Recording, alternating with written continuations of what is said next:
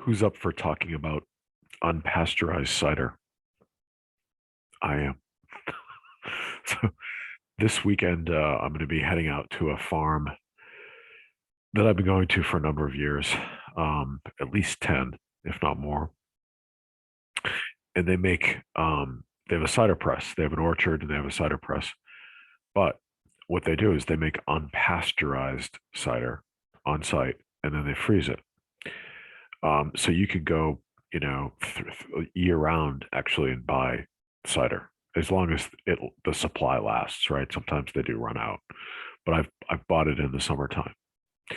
Um, and they have like a walk-in freezer, and you buy a few gallons, take them home. So it's like an hour drive for me.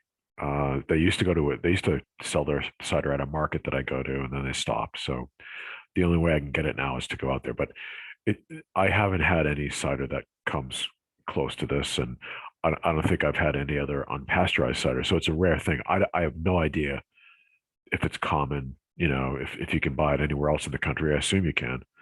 But I wanted to mention not only is unpasteurized cider in and of itself absolutely delicious.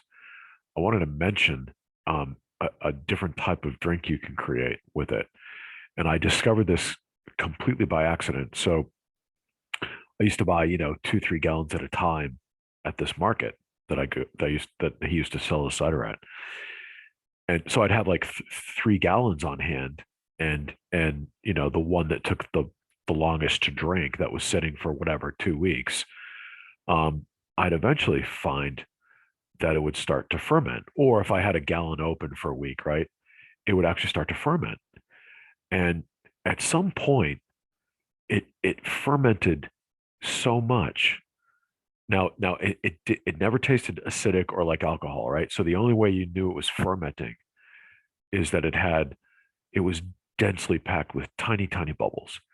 And if you're into sparkling water, my favorite sparkling water, which you can't get in the United States anymore, was a Apollinaris.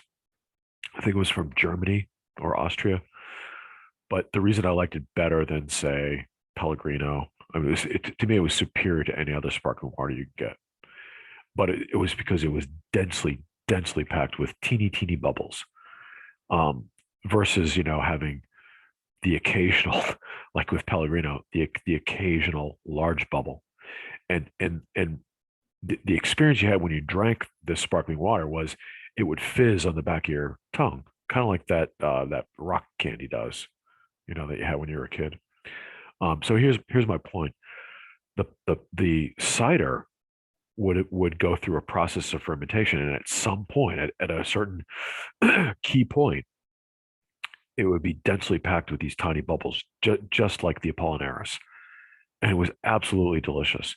And if you let it ferment, it would be that in that state for a few days, and then it would cross a line. And I don't drink alcohol; I don't like it. And at some point, I think I had some that started to taste alcoholic, and I drank it, but it didn't taste as good to me as it did when I drank it when it was at that key state that I'm describing. So it was absolutely a delicious beverage. But here's something else I started doing with it. It reminded you of like a soda.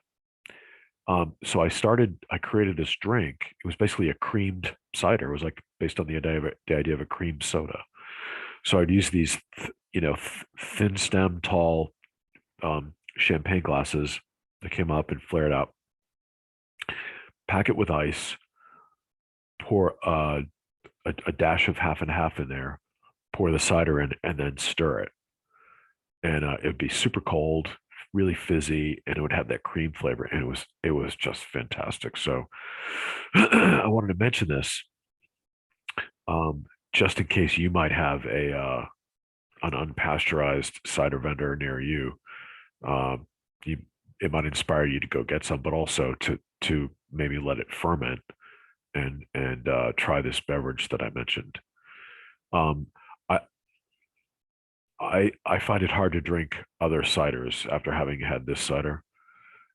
So it's been a long time since I've had pasteurized cider, but I think there were a couple of times when I couldn't get this cider that I get, and I got a pasteurized cider, And I think I tried. Yeah, I don't think I can get it to ferment for obvious reasons, right?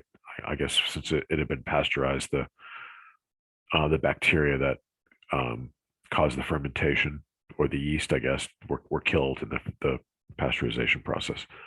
So that's it. Thank you.